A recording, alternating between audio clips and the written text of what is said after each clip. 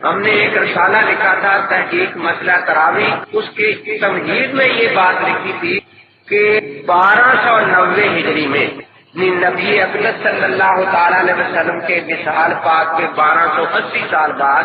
سب سے پہلے مولوی محمد حسین بٹالوی نے یہ فتویٰ دیا کہ 8 رکعت تراویح سنت ہے اور 20 رکعت تراویح پڑھنا جائز نہیں ہے۔ اور یہ وہی شخص ہے جس کو انگریز نے 4 مربع زمین اس لیے دی تھی کہ یہ مسلمانوں میں لڑائی اور فرقہ بندی پیدا کرے۔ چنانچہ اس کے رد میں خود غیر مقلدوں کے مولوی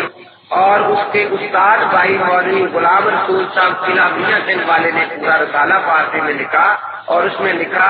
کہ اس غالی مفتی نے یہ فتویٰ دے کر امت میں فتنہ ڈال دیا ہے، جبکہ شرقن غربن شمال جنوبن پوری دنیا میں امت اسلامیہ کا عمل 20 رکعت تراویح یا اس سے زائد پر ہے، 20 رکعت سے کم پر کہیں نہیں ہے۔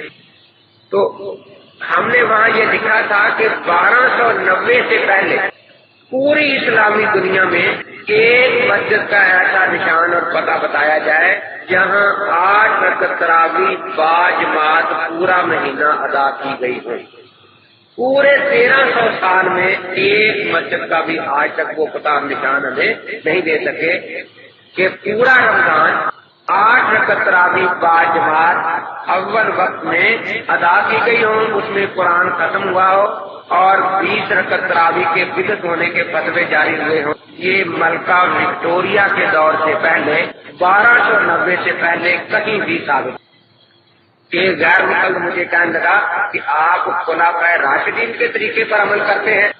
میں نے کہا ان کے طریقے پر عمل کرنے کا تو اللہ کے نبی نے حکم دیا ہے، علیکم بسنتی و سنت الخلفاء الراشدین المہدیین،